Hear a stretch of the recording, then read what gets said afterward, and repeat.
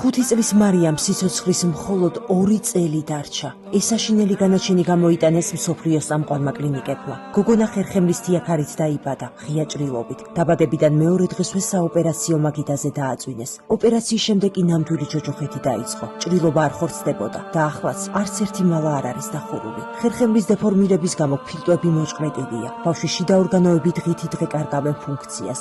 გონიათ მარიამი იმის გამო ტირის, რომ სათამაშო ან კანფეტი უნდა?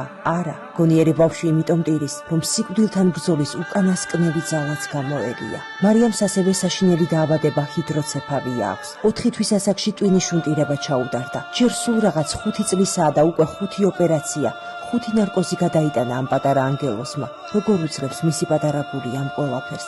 თუმცა ამ შეკითხვაზე პასუხი ბავშვის თვალებში იკითხება. მარიამს სიცოცხლე ძალიან უნდა.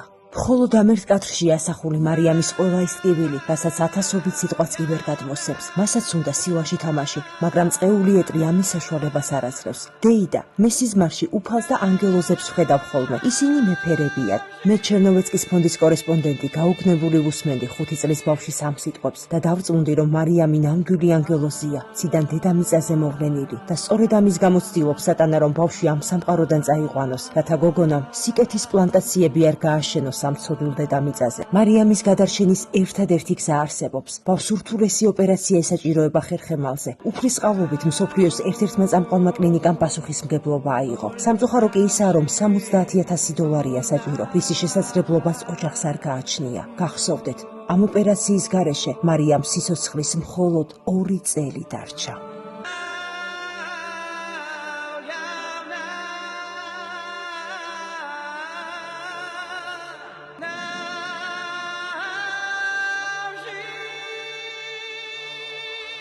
გადარიცხეთ ნებისმიერი თანხა ჩერნოვეცკის ფონდის ოფიციალური საიტის მეშვეობით.